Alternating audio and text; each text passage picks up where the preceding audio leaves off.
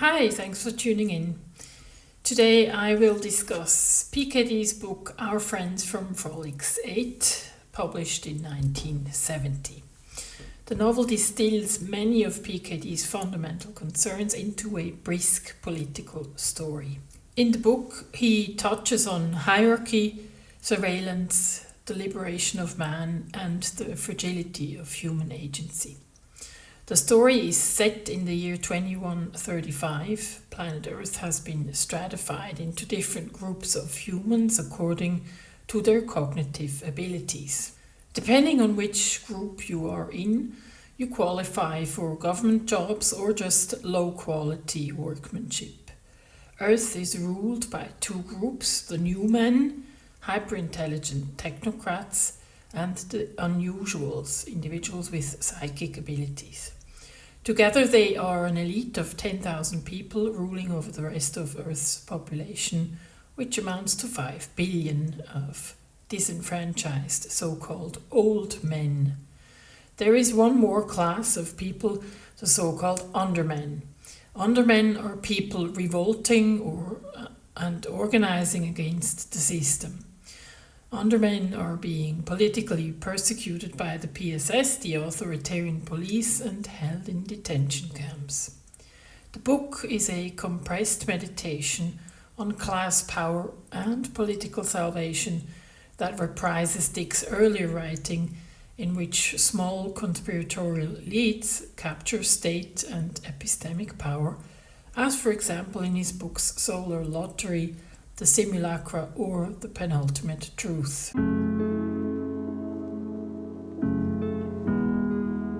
The book tracks various converging stories and characters. We have Nick Appleton, married with a son. He represents the underdog of society, so he belongs to the large group of old men. Contrasting his character, we have Willis Gram. He is chairman of the ruling council. Basically, Gram is a textbook dictator. Third, there is a revolutionary called Thors Provoni who fled Earth 10 years ago to search and recruit help from an alien ally. Then we have the incarcerated Eric Cordon, leader of the Undermen, the revolutionaries on Earth. Further, there's the alien called Morgo Ron Wilk from the Frolix 8 system. And of course we have the obligatory slim, dark-haired and young lady Charlotte or Charlie Boyer. The book starts with Nick's son Bobby failing the civil service test, which essentially radicalizes Nick, his father. As a consequence of his son failing the test, Nick is pushed towards quiet rebellion and he's drawn into the orbit of a teenage dissident whose girlfriend Charlie he ends up having a brief affair with. Meanwhile, the exiled revolutionary Thors Provoni returns from deep space with powerful help from the alien ally. As these threads converge, the regime's grip and the meaning of liberation are tested in unexpected ways. This setup has a classical revolutionary arc. An exiled leader returns with superior power to overthrow a corrupt ruling class.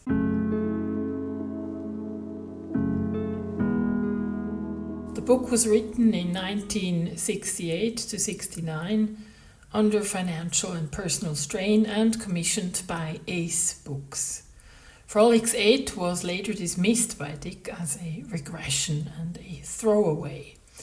Critical reception has been mixed. Some judge it among his most sterile novels, while others note its clear thematic through lines and political focus compared to Dick's more hallucinatory works.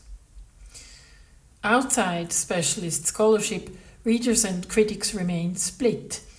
Some emphasize thin characterization and the contrived ending. Others argue the book is underrated for how succinctly it treats class power and the ethics of intervention.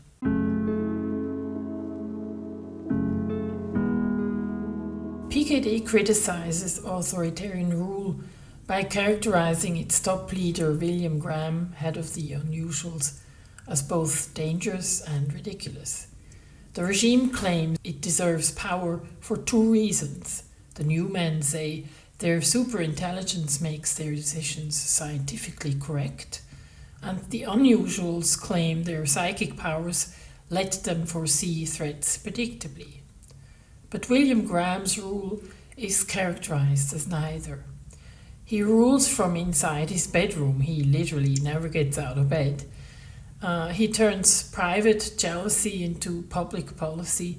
For instance, he orders a hit on Nick because he himself is interested in Charlotte. He targets individuals simply out of spite, and his decision-making is completely erratic. One minute he wants to have his wife killed and creates this whole plot on how to do it, only to abandon the idea altogether a little later. So the system that boasts rational order is in reality ruled by momentary mood of a single fragile ego. Dick also shows how authoritarian systems break. The ruling elites don't truly agree with each other. New men and unusuals rely on different kinds of authority and trip each other up when in crisis. Also, their ability to make predictions is far from perfect. They miss crucial surprises such as Provoni's premature return with alien help. The system is flawed because the struggle for power is personal. The leader's personal fears and grudges undermine and override institutions. Furthermore, fear ruins the quality of information fueling the system. Fearful people only tell rulers what they want to hear, so the police state gets undermined by faulty information over time. In the case of this novel, the regime's advantage hinges on special biological gifts that can be removed by some alien race. The system collapses overnight. Dick's bottom line is simple. Domination by the few attempts to freeze the future of the many, but it only succeeds in doing so as long as the many submit their power collectively.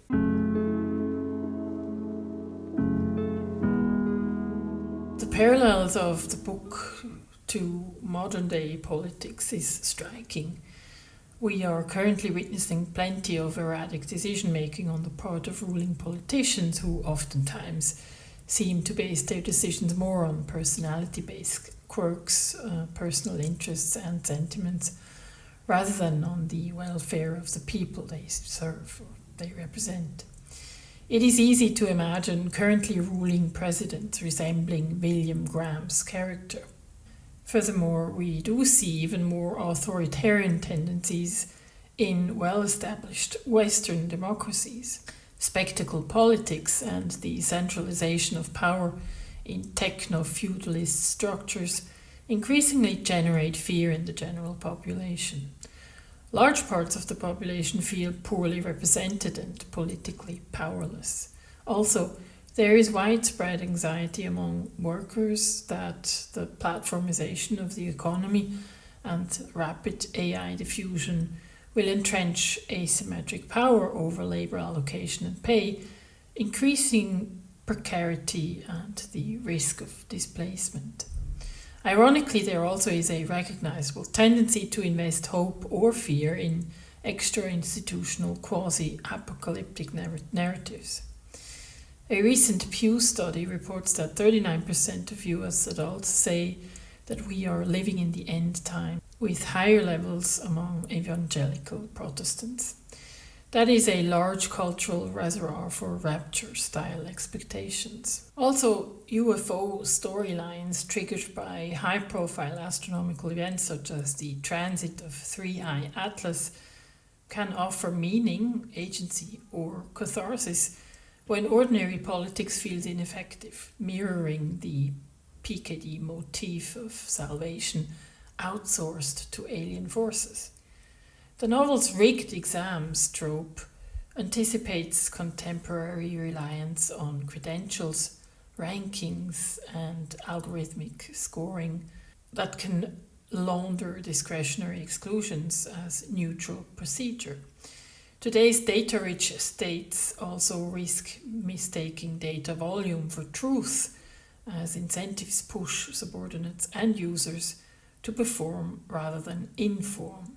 In the book, Willis Gram's Moods Becoming Policy anticipates governance via feed-driven attention cycles and leader branding.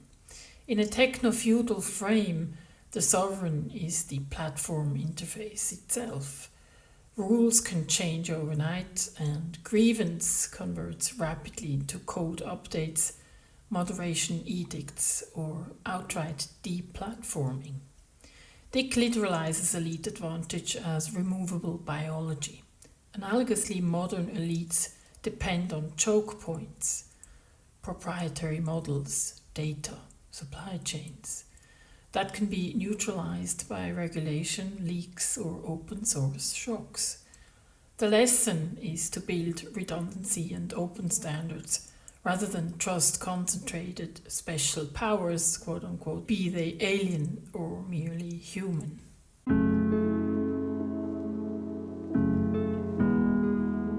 In the novel's climactic Deus ex machina, the alien from Frolix 8 neutralizes both the new men and unusuals by physically removing parts of their brains. This collapses the elite's monopoly, infantilizes the new men, and demotes the telepathic unusuals to normality. In the book, political liberation arrives as biological disarmament imposed from outside the human polity.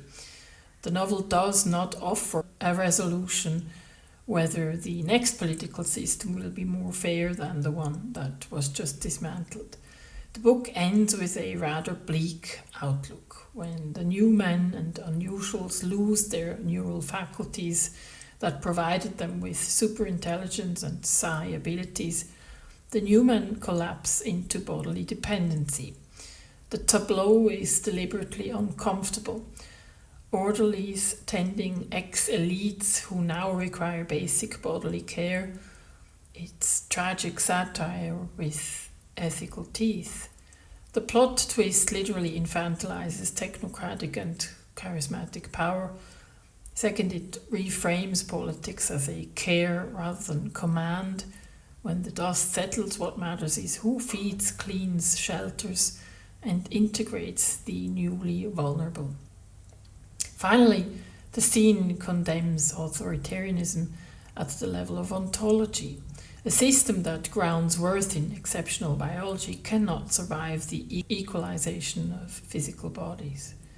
The ending is therefore both punitive and diagnostic. Punitive in its humiliation of the powerful, and diagnostic in revealing that sustainable authority must rest on institutions, reciprocity, and ordinary competencies, not on precarious exclusionary gifts. One of the novel's memorable passages is Nick and Charlie's deadpan dialogue about God's carcass being found in 2019 floating out in space near Alpha. Rather than dismissing this scene as black comedy, it also functions as negative theology. If God's body is discoverable, he is also paradoxically not God. Charlie states that the discovered organism's world-creating capacities don't prove divinity. Nick insists they do. Dick thus stages a semantic crisis about the referent God that will become explicit in Dick's exegesis years and the Valis trilogy. What counts as the salvific, where its locus lies, and how human categories misfire when they fix God as an empirical object.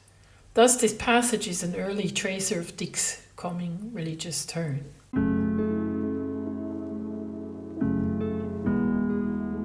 While lacking the ontological fireworks of Ubik or Three Stigmata, Frolix 8 is a keystone of Dick's political work.